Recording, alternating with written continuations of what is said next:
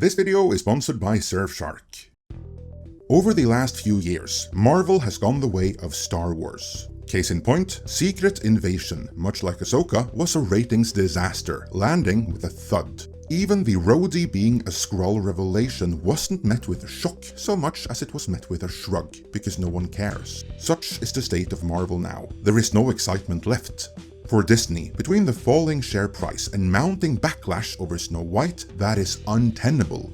And there are indeed signs drastic measures are being taken to get fans excited again. But will these measures be the right ones, or will Disney double down on what drove audiences away in the first place? We shall see, for in this editorial, we will break down the news of shifting release dates, the change in writers and what that implies, and finally, if this will be enough, or if even more drastic measures are required to get fans back. Because as it stands, compared to the height of Phase 3, 2/3 of the audience are gone. And if the response to Secret Invasion is anything to go by, the rest are in the process of walking out the door. Disney Plus and the company's entire streaming strategy is a failure, which is no doubt a big part of the reason why Disney's share price, which it was once thought couldn't possibly dip as low as $85, is fast approaching the 70s. Dang it, Bob! That said, even if you're among the many that already cancelled their Disney Plus subscription, or you're among those thinking about doing so in the near future, then we urge you, please don't take to the high seas, as neither Midnight's Edge nor our sponsors condone piracy. Not only is piracy wrong, you would be exposing yourself to endless spyware, tracking software and other malware out there on the high seas. And that's on top of all the data that could be stolen from you during all of your regular browsing and sold to third parties.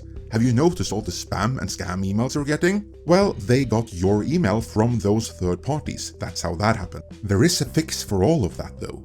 To protect yourself, you need to protect your data, and a good way of doing that is through a VPN, such as the one delivered by this channel's sponsor, Surfshark. A VPN, or Virtual Private Network, is a privacy protection tool which guarantees instant online safety and encrypts all data sent via the internet, thereby protecting your data and you. But there's more. Surfshark allows you to bypass geo-blocking restrictions by changing the country you access the internet from, which gives some great advantages when it comes to streaming. For instance, you can access 15 different Netflix libraries, all with a different selection of movies and TV series, simply by changing your virtual location. Which is easy, because Surfshark has over 3,200 servers in more than 100 countries around the world. Outside of the US, Star, the international version of Hulu, comes bundled with Disney+. If you're in the US and change your location to, say, the UK, well then you just might get that too. That's pretty good, but it gets even better. If you type in the code MIDNIGHT when ordering, that triggers an exclusive offer of 3 months for free. Furthermore, Surfshark also offers a 30-day money-back guarantee, so there's no risk in trying it out. Do check out the link in the description below for further details and to order. Thanks to Surfshark sponsoring this video, and with that, let's return to the recently announced changes to the Marvel release calendar.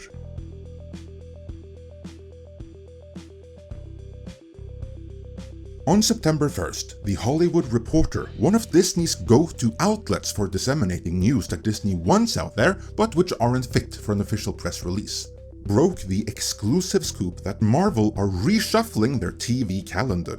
The article, which again is what Disney wants out there but don't want in a press release, reads: The writer's strike begun May 2nd while the actors went on strike July 14th, significantly impacting production and development. That's a setup and an excuse. Here comes the real message. At the same time, sources say Marvel wants to focus its efforts to make each title an event for fans and audience. The studio has decided that spreading out its content is a far more prudent strategy. In other words, they tacitly admit that their strategy up till now, flooding the market with as much content as humanly possible, a Bob Iger initiative, was a costly mistake that backfired big time.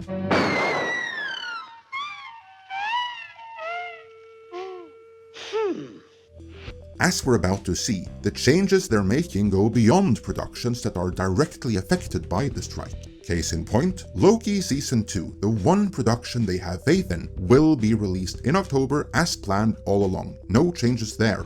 The second season of the animated What If will now be released around Christmas, probably to spread the content and give Loki some more space to breathe. Case in point, Echo, a spin-off from last year's hit Hawkeye, was originally announced for November 29th, but has now shifted to January of 2024. As previously announced, all the episodes will drop at the same time. Echo is complete and could in principle be dropped anytime, so this is just about getting what they reportedly know is a stinker away from Loki. And even more importantly, away from the Q4 earnings call Iger will have to deliver to shareholders. Echo is the only series where all the episodes will be dropped at once, and the persistent rumor is that is because they know it's so bad that they'd rather have all the negative press in one news cycle than spread across over several weeks. Then you might wonder, if it's so bad, why drop it at all? Well, that has to do with Daredevil.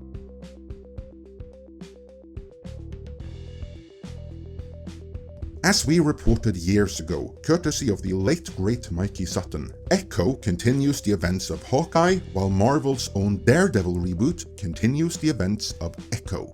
The Hollywood Reporter now confirms Echo, which centers on a character who is deaf and of Native American descent, and an amputee for extra ESG brownie points, let's not forget about that, is described as having a grittier and more grounded tone than some of the other Marvel series, and will feature appearances by Daredevil and villain the Kingpin. Those appearances, allegedly, aren't just cameos, but your homework for Daredevil. Forget about the excellent Netflix Daredevil series. Hawkeye and Echo are what you need to have seen in order to be up to speed with Kevin Feige's Daredevil. The Daredevil series, however, was genuinely affected by the strike, as in, it was shut down mid-filming, and so was Black Wonder Man.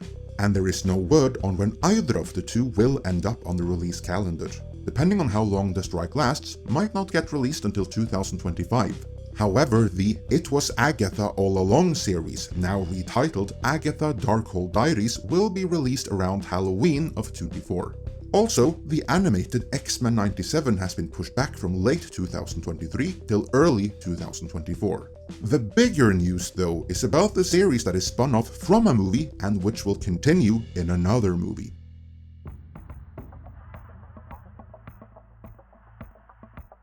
The Hollywood Reporter writes, Ironheart, a show focused on genius inventor Riri Williams, first introduced in Black Panther Wakanda Forever, was to have dropped this fall, but that show is now off the schedule. It finished shooting, but its completion is affected by the strikes. That's interesting, isn't it? It is done filming, therefore it is in fact not affected by the strikes, yet it's been taken off the calendar. Why would that be?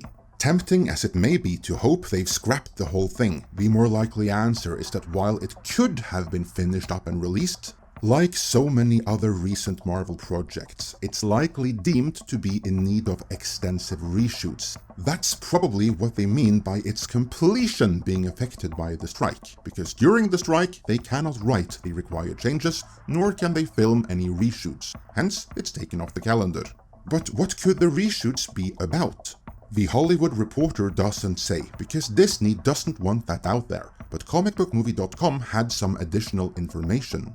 On September 2nd, they wrote, a new rumor claims the idea now is for Ironheart to be released in closer proximity to the long-delayed Armour Wars movie, which started off as a TV series. The project will put Don Cheadle's War Machine front and center, picking up with the aftermath of Secret Invasion. So, if this is accurate, Ironheart, the more diverse Iron Man for modern audiences, is being retooled to better fit in with Armour Wars, the Iron Man movie without Iron Man. Personally, I would have preferred if they had used the strike as a pretext to scrap them both, because no matter how well they may fit together, none of these Victoria Alonso leftover projects will win any audiences back or do any favors for the Marvel brand. They did scrap something else though.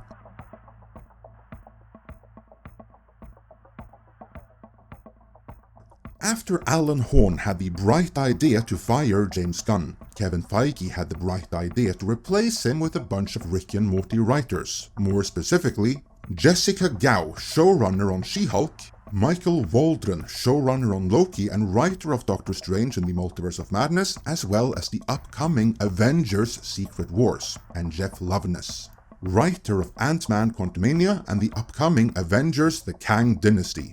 No word on Jessica Gao, but following the tepid audience reaction to Doctor Strange and the equally tepid reaction to Quantumania, coupled with its box office underperformance, it is now widely circulated that both Waldron and Loveness are gone. This was reported by the scooper My Time to Shine Hello, and again, Comic Book Movie did a write-up on the story. If this is accurate, and it very well might be, that is a big step, because neither of the two upcoming Avengers movies now have any writers attached. But is that enough?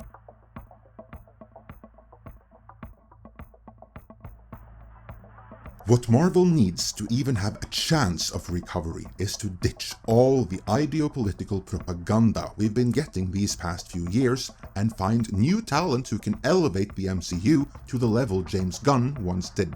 We were always led to believe Kevin Feige was this master architect, but as it turned out, it was James Gunn who hammered out all the details of the entire Infinity Saga, because he needed that to be in place for his Guardians of the Galaxy, and it wasn't before he did it himself. Marvel needs someone else who can bring that level of A-game, and right now they don't have it.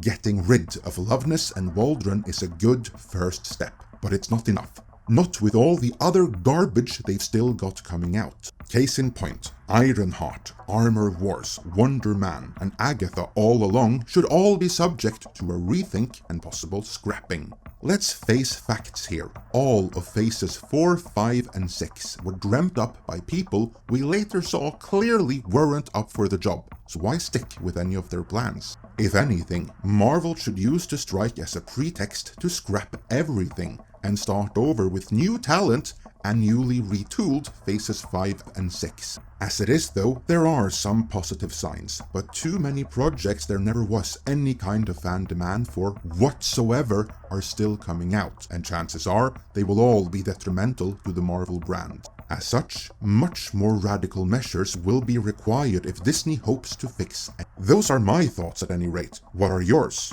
Let me know in the comments, and before you go, remember that to help protect your data and bypass quarrelsome geo-blocking restrictions, you should get Surfshark VPN. Use our code MIDNIGHT to get 3 months for free. Link is in the description.